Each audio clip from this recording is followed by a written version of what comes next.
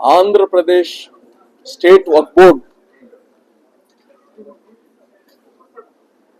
భారతదేశం మొత్తంలో వక్ఫ్ amendment act వచ్చింది.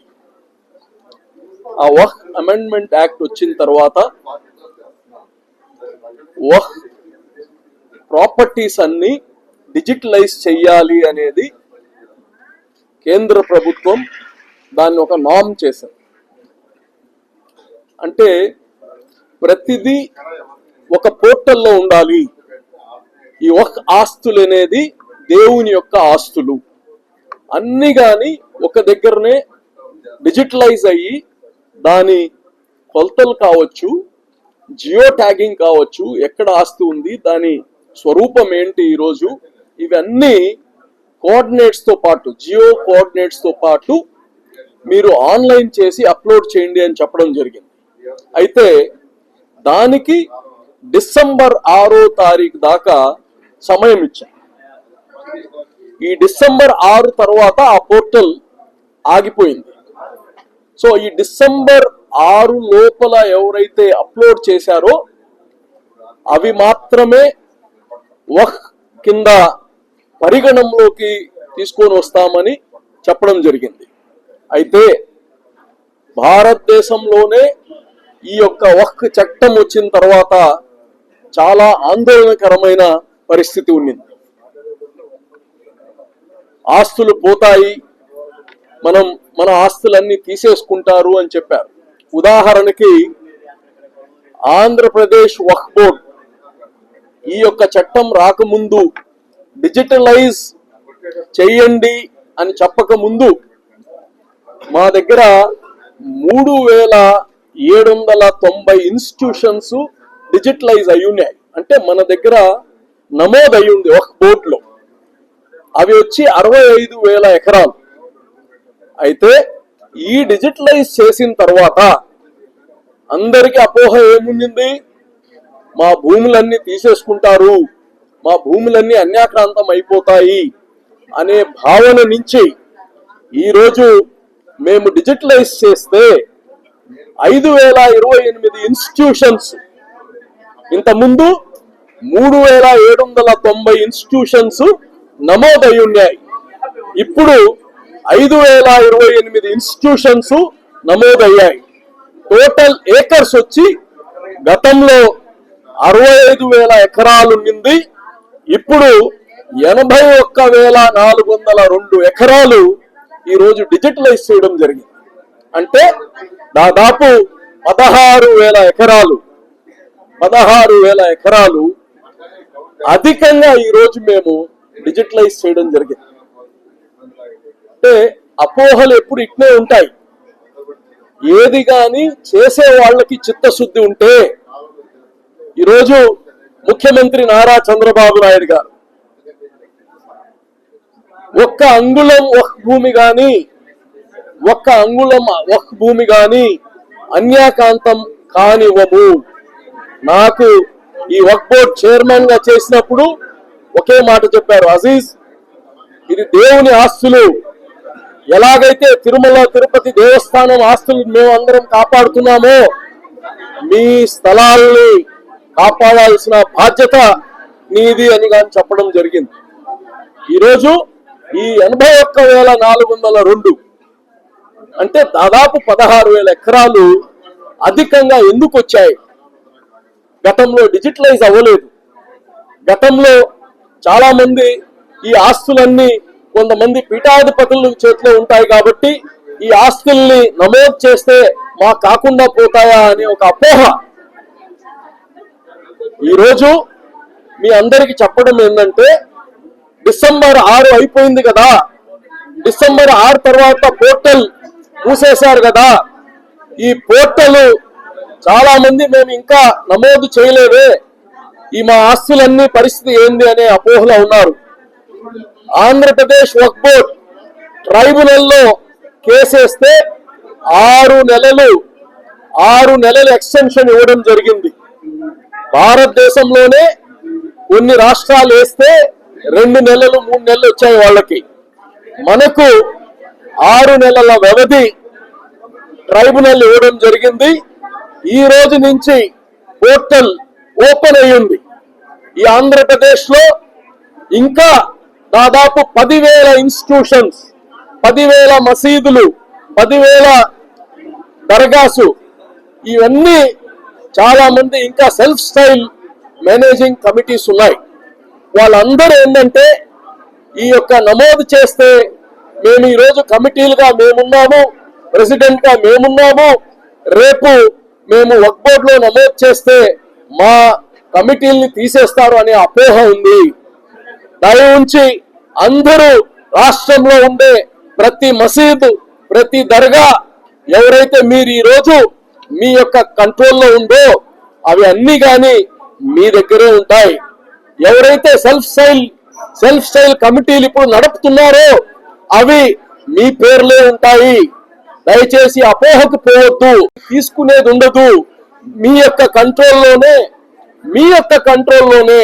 మీ యొక్క మసీద్ కావచ్చు, మీ దర్గా కావచ్చు, మీ ద్వారానే మీ మేనేజ్మెంట్ లోనే నడుపుతాము. చాలా మంది అపోహతో పడి ఈ యొక్క ఇన్స్టిట్యూషన్స్ ని ఎన్రోల్ చేయట్లేదు. ఈరోజు ఒక వ్యక్తికి ఈరోజు భారతదేశంలో ఆధార్ కార్డు ఎంత ఇంపార్టెంటో, ఒక దైవ సంస్థ ఏదైతే ఉందో ముస్లిం సమాజానికి సంబంధించింది అది వక్ఫ్ బోర్డులో నమోదు కావాలి. ఆ ఆస్తి ఎంత, దాని కొలతలు ఎంత, దాని యొక్క జియో ట్యాగింగ్ ఉంటే రేపు ఉత్తర ఈ యొక్క ఆస్తి దేవుని ఆస్తి అని గుర్తింపబడుద్ది. ఈరోజు ఇది మనకే కాదు, అన్ని మతాలకి. ఈరోజు హిందూ దేవాలయాలు ఉన్నాయి, అన్ని దేవాలయాలు ఎండోమెంట్ లో ఎన్రోల్ అయి ఉంటాయి. ఇది వ్యక్తి ఆస్తులు కాదు. గుళ్ళు కావచ్చు, చర్చిలు కావచ్చు, మసీదులు కావచ్చు, దర్గాలు కావచ్చు, ఇవి వ్యక్తి ఓనర్షిప్ ఉండదు, దేవుని యొక్క ఓనర్షిప్. ఏదైతే దేవుని ఉందో అవి అన్ని కానీ ఎన్రోల్ అవ్వాలి వక్ఫ్ బోర్డులో. ఈరోజు వక్ఫ్ బోర్డు ఏం చేసింది, ఈ వక్ఫ్ యాక్ట్ అనేది భారతదేశానికి మొత్తం ఒకే యాక్ట్, భారతదేశానికి మొత్తం. కాబట్టి ఇది నెగిటివ్ గా ఆలోచించాల్సిన అవసరం లే. ఈరోజు మన ముఖ్యమంత్రి ముస్లిం సమాజంకి సంబంధించిన ఏది అన్యాక్రాంతం కాకూడదు అని చెప్తున్నారు. మీకు చాలా మందికి అనేక అపోహలు ఉన్నాయి. ఈరోజు చూస్తారండి, ఎక్కడ గాని ప్రతి ఆస్తిని కాపాడడానికి ఈరోజు ప్రయాసపడుతున్నాము. రాష్ట్ర ప్రభుత్వం గాని కంప్లీట్ గా ముఖ్యమంత్రి గారు వక్ఫ్ ఆస్తుల్ని కాపాడాలనే ఒక ఆలోచనతోనే ఉన్నారు. నేను మళ్ళా ఆంధ్రప్రదేశ్ లో ఉండే ప్రతి మసీదు, దర్గా ఎవరైతే మీరు వక్ఫ్ బోర్డులో నమోదు కాలేదో మీరు నమోదు అవ్వండి. ఈ రోజు నుంచి పోర్టల్ ఆన్ అయింది, ఓపెన్ అయ్యింది. మీకేమైనా దాంట్లో డౌట్స్ ఉంటే వక్ఫ్ బోర్డుకి డైరెక్ట్ గా ఫోన్ చేయొచ్చు, లేదా మీరు అక్కడ సిఇఓ ఉంటారు, వాళ్ళని కలవచ్చు. అలాగనే డిస్ట్రిక్ట్ లో వక్ఫ్ ఇన్స్పెక్టర్స్ ఉన్నారు ప్రతి డిస్ట్రిక్ట్ లో, వారి దగ్గర పోయినా మీకు ఏదైనా దాంట్లో అర్థం కాకపోతే ఆ పోర్టల్ ఎలాగా అప్లోడ్ చేయాలో గాని అందరికీ చెప్తామని కానీ తెలియచేస్తున్నా. అదే విధంగా ఒక సంవత్సరం అయింది మేము వచ్చి, ఒక బోర్డు ఫామ్ అయ్యి, నూతన బోర్డు ఫామ్ అయ్యి 1 సంవత్సరం అయింది. అయితే అన్ఫార్చునేట్ గా ఇవన్నీ వక్ఫ్ బోర్డు అమెండ్మెంట్ రావడం, దీంట్లో అందరూ ఆందోళన పడడం, అందరూ చాలా మంది ఇష్టం వచ్చినట్టు వాళ్ళకి అనుకూలంగా ఉన్నట్టు మాట్లాడుకోవడం, దీంట్లో ఈ వక్ఫ్ ఆస్తుల నుంచి అభివృద్ధి చేసి, ఈ వక్ఫ్ ఆస్తుల నుంచి ఇన్కమ్ జనరేట్ చేసి పేద ముస్లిమ్స్ కి సహాయం చేసే దాంట్లో కొద్దిగా వెనకపడాం మేము. ఎందుకంటే ఆస్తులే ఉండవు అనే భావనలో ఉన్నప్పుడు ఇంకా ఆస్తుల్ని ఎక్కడ డెవలప్ చేయగలుగుతాం? సో ఆ భావనలన్నీ వదిలేయండి. ఇంకా నుంచి మేము కానీ వక్ఫ్ బోర్డు నుంచి ఆస్తులు ఏమైతే ఉన్నాయో దాన్ని ఈ సమాజంలో ముస్లిం సమాజానికి పేద బిడ్డల చదువుల కోసం రేపు మార్చి నుంచి స్పెసిఫిక్ గా ఇంటర్మీడియట్ పిల్లలకి కార్పొరేట్ విద్యని అందించడానికి ఒక టాలెంట్ టెస్ట్ పెట్టి వాళ్ళందరినీ కార్పొరేట్ రెసిడెన్షియల్ స్కూల్స్ లో చేర్పించి ఆ పిల్లలకి ఉన్నత స్థాయికి పోవడానికి తోడ్పాటు అవడానికి చేయబోతున్నాము. అదేవిధంగా దాదాపు 20 స్కిల్ డెవలప్మెంట్ సెంటర్స్, ఆంధ్రప్రదేశ్ మొత్తంలో 20 స్కిల్ డెవలప్మెంట్ సెంటర్స్ ఇనీషియల్ గా మహిళల కోసం ట్రెడిషనల్ స్కిల్స్ స్టార్ట్ చేస్తున్నాము, టైలరింగ్ అటువంటి. తర్వాత నెక్స్ట్ ఫేజ్ లో డిజిటల్ స్కిల్స్ కానీ స్టార్ట్ చేయబోతున్నాము. అదేవిధంగా బారాషాహిద్ దర్గా నెల్లూరు రొట్టెల పండుగ ఏదైతుందో అక్కడ కానీ మంత్రి నారాయణ గారి సహకారంతో, అలాగనే ఇక్కడ రూరల్ ఎమ్మెల్యే శ్రీధర్ రెడ్డి గారి సహకారంతో, అలాగనే మా మైనార్టీ మినిస్టర్ ఫారూక్ గారి సహకారంతో, చంద్రబాబు గారు ముఖ్యమంత్రి ఉన్నప్పుడు గతంలో ప్రామిస్ చేశారు ఈ బారాషాహిద్ దర్గాకి మంచి అక్కడ ఈద్గా మసీద్ అవన్నీ డెవలప్ చేయడానికి. అది ఆల్మోస్ట్ ఫైనల్ స్టేజ్కి వచ్చేసింది. ఈ నెలలో దానికి కానీ టెండర్లు పిలిచి ఒక అద్భుతమైన కన్వెన్షన్, ఒక అద్భుతమైన ప్రజలకి ఉపయోగపడేటట్టు ఒక మసీదు, అలాగనే ఈద్గా కమ్ సోషల్ యాక్టివిటీస్ కి వాడుకునేటట్టుగా ఒక 40,000 చదరపు అడుగుల ఒక హాల్ ని కట్టబోతున్నాము.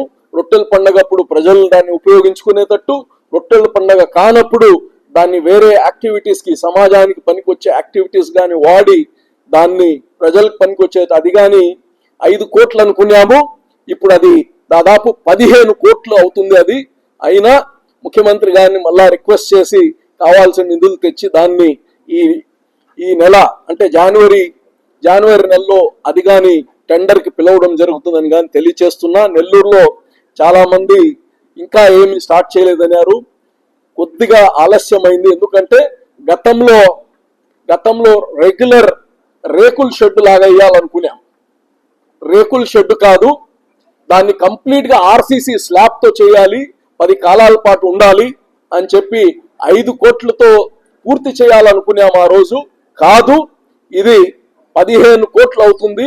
15 కోట్లైనా 10 కాలాల పాటు ఉంటది కాబట్టి దాన్ని ఆర్సీసీగా ఇప్పుడు చేయబోతున్నామని కానీ తెలియచేస్తున్నా.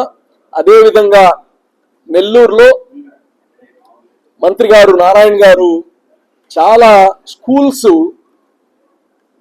సిఎస్ఆర్ ఫండ్స్ ద్వారా అద్భుతంగా తయారు చేస్తున్నారు, చాలా అద్భుతంగా తయారు చేస్తున్నారు. ఒక ఇంటర్నేషనల్ స్టాండర్డ్ ఆ ఇన్ఫ్రాస్ట్రక్చర్, చదువు ఒకటి, ఇన్ఫ్రాస్ట్రక్చర్ కానీ ఈ రోజుల్లో ఇన్ఫ్రాస్ట్రక్చర్ ఇంకొద్దిగా కాంప్లిమెంట్ చేస్తుంది. మంచి వాతావరణం, మంచి క్లాస్ రూమ్స్, మంచి డిజిటల్ ఇది. సో ఇవన్నీ చూసిన తర్వాత నాకు కానీ చిన్న ఆశ వచ్చింది. మాకు కానీ అనేక స్థలాలు ఉన్నాయి. నెల్లూరులో ఒక స్థలం నేను కానీ స్కూల్ కోసం ఇస్తాను, మాకు ఒక సిఎస్ఆర్ ఫండ్ నుంచి మాకు ఒక మంచి స్కూల్ కట్టేయండి. ఆ జెండా వీధి, కోటమిట్ట, ఆ ప్రాంతంలో మాకు స్థలం ఉంది, ఒక బడికి మీరు సహాయం చేయండి అని అడిగితే తప్పకుండా 10-15 కోట్లు అవుద్ది. ఈరోజు మనం చెప్పుకునే స్కూల్స్ కట్టాలంటే అది ప్రభుత్వం దగ్గర ఈరోజు తెలుసు, మనకు ఆర్థిక పరిస్థితి కొద్దిగా కష్టంగా ఉంది. సో సిఎస్ఆర్ ఫండ్స్ ద్వారా మంత్రి గారు ఒక మంచి స్కూల్ మాకు కట్టడానికి తోడ్పడుతుండడానికి ఆయన ఇన్ ప్రిన్సిపల్ నాకు పర్సనల్ గా అగ్రీ చేశారు. అది మీకు చెప్పేస్తున్నా నేను. సో మంత్రి గారు ఈరోజు ఆ స్థలాన్ని కానీ విజిట్ చేస్తా అని చెప్పారు. అది కానీ ఫస్ట్ ఆంధ్రప్రదేశ్ లో వక్ఫ్ బోర్డు నుంచి, ఇది ఆంధ్రప్రదేశ్ లో వక్ఫ్ బోర్డు నుంచి మొట్టమొదటి స్కూల్ నెల్లూరులో రాబోతుంది. ఎల్కేజీ నుంచి ఇంటర్మీడియట్ దాకా ఒక అద్భుతమైన ఇంటర్నేషనల్ స్టాండర్డ్స్ తో కలిగిన స్కూల్ ని కట్టబోతున్నామని కానీ ఆంధ్రప్రదేశ్ ప్రజలకు తెలియజేస్తున్నాం. Thank you.